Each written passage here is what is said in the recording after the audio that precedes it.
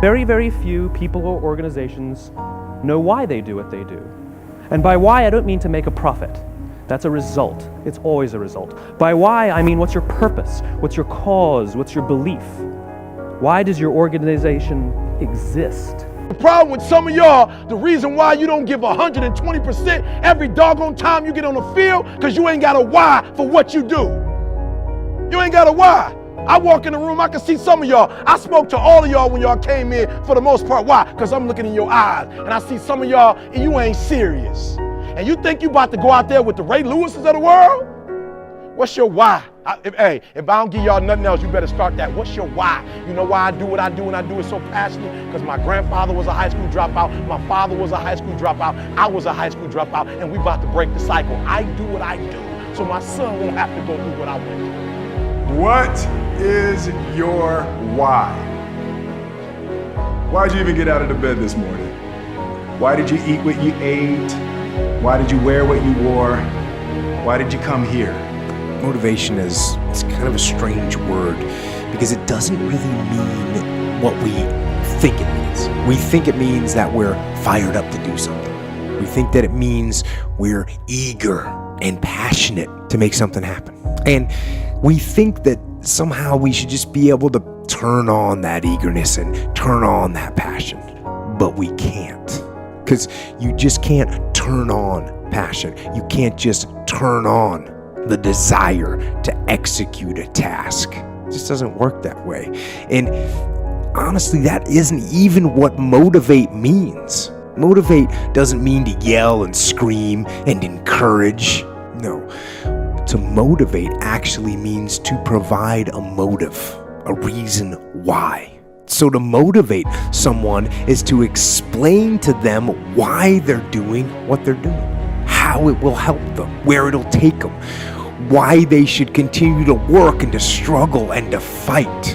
And when you need motivation yourself, don't look for someone to scream and yell. Don't look for someone else to give you motivation. Look at yourself. Look at yourself and remind yourself why you are doing what you are doing.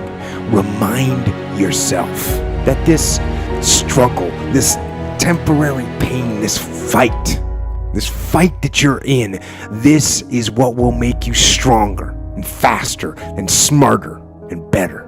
With that motivation, go forward. Into the fray, into the storm, into the heat of the battle. I'm the why guy.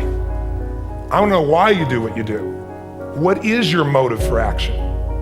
What is it that drives you in your life today, not 10 years ago, or are you running the same pattern? Because I believe that the invisible force of internal drive activated is the most important thing in the world. I'm here because I believe emotion is the force of life. All of us here have great minds. I don't know if I'm in the category, but we all know how to think. And with our minds, we can rationalize anything. We can make anything happen. We can, I agree with what was described a few days ago about this idea that people work in their self-interest. But we all know that you don't work in your self-interest all the time. Because when emotion comes into it, the wiring changes in the way it functions.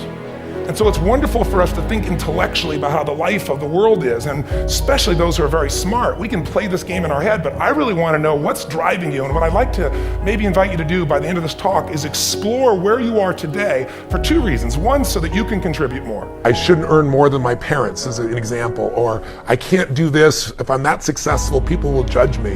And these inner conflicts are the things that cause people to pull back. If you've ever found yourself getting close to achieving a really important goal in your business or with your body or in a relationship, and then you screwed it up, you did something unconsciously to screw it up, it's really truly because inside your own head, your blueprint is creating a limitation. So a big part of my work today is I understand that 80% of success is psychology, 20% is the mechanics. Don't get me wrong, I'm a strategist. The right strategy can save you a decade. But if you don't have the right psychology, you'll learn the strategy, you won't apply it. So psychology is the driving force that creates an extraordinary business and an extraordinary life.